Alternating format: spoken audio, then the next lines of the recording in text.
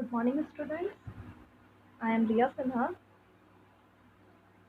Today we are going to start chapter number 7 of history, that is new questions and ideas. In this chapter we will discuss about the changes or new questions which emerged in the latter period.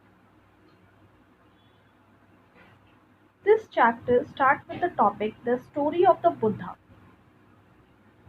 Siddhartha, also known as Gautam, the founder of Buddhism, was born about 2500 years ago.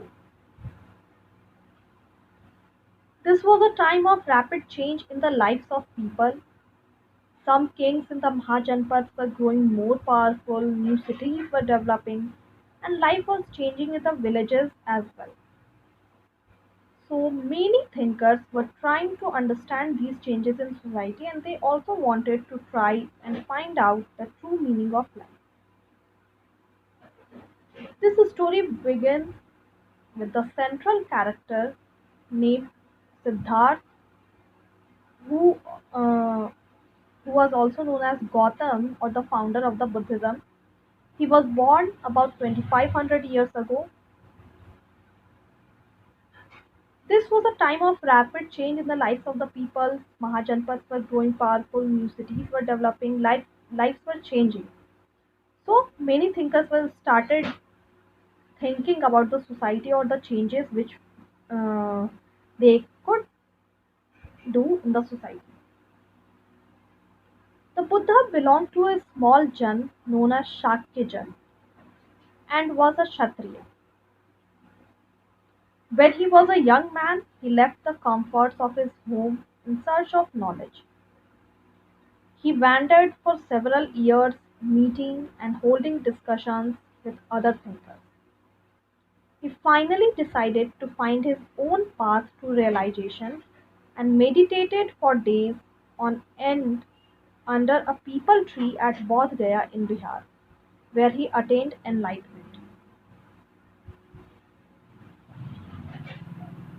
The Buddha or the Gautam Buddha belonged to a small Jan known as Shakya Jan.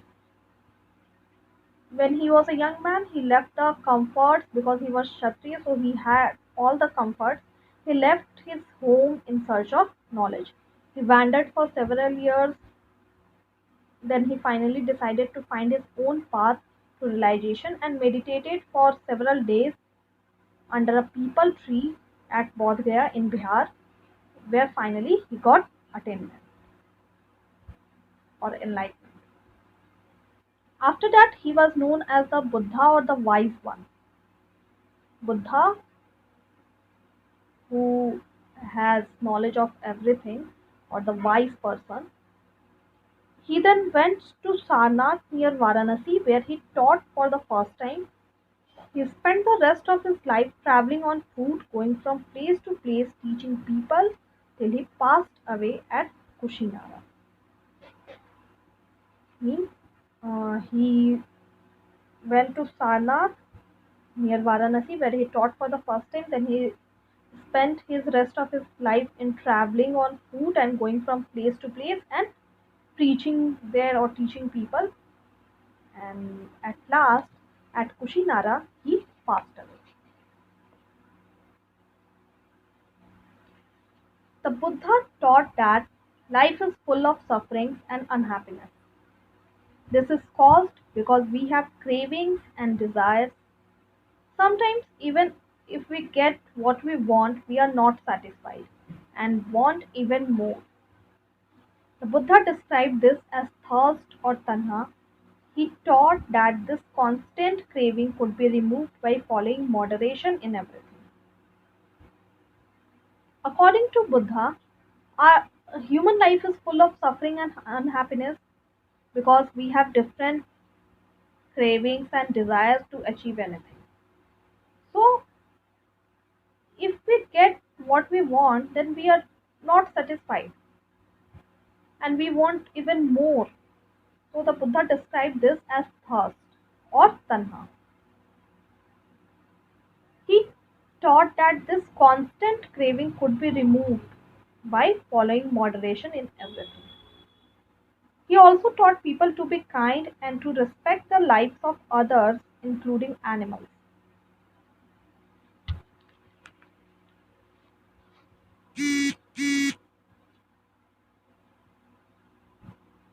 He believed that the result of our actions, or whatever karma we used to do in our day to day life, whether good or bad, it affects us both in this life and the next one.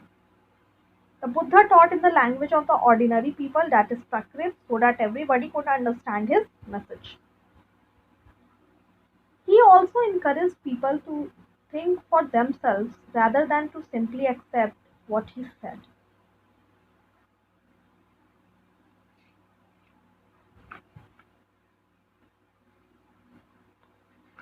See, a story is given, the story of Kissa Gautami. This is a famous story about the Buddha. Once there was a woman named Kissa Gautami whose son had died.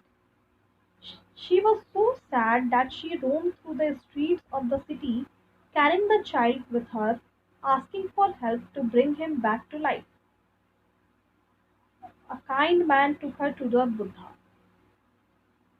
Then the Buddha said, "Bring me a handful of mustard seeds and I will bring your child back to life."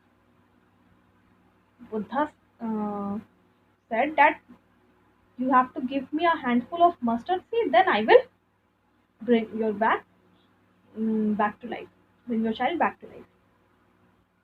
So Kissa Gautami was overjoyed and started off at once, but the Buddha gently stopped her and added, "The seeds must come from the house of a family where nobody has died."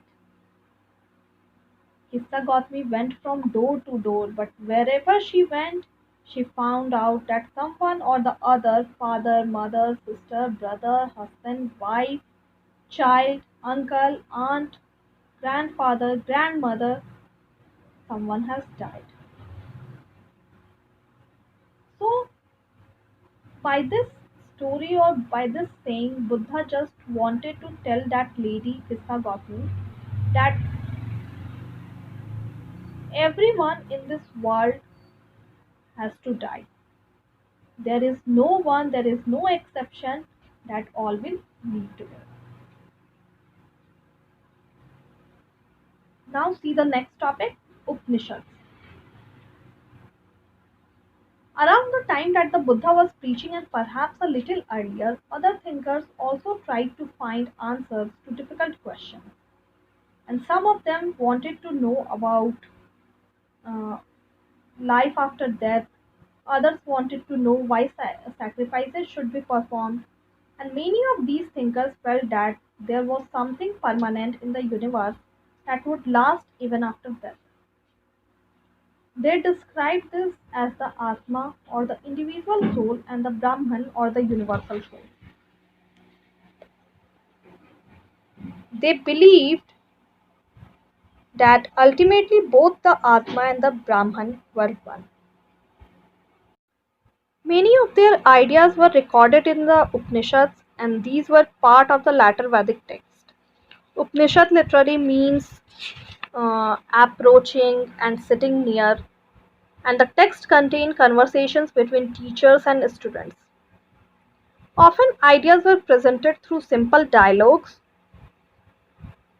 Most Upanishadic thinkers were men, especially Brahmins and Rajas. Occasionally, there is mention of women thinkers such as Gargi, who was famous for her learning and participated in debates held in royal courts. Poor people rarely took part in these discussions, and one famous exception was Satyakama Jabala, who was named after his mother, the slave woman Jabali. He had a deep desire to learn about reality and was accepted as a student by a Brahmin teacher named Gautam and became one of the best known thinkers of the time. And many of the ideas of the Upanishads were later developed by the famous thinker Shankaracharya, about whom you will study in further classes. So today we have completed about uh, we have learned about Buddha, his thinking, his preaching, about Upanishads, the story of Kissa Gautami and all. So that's all for today.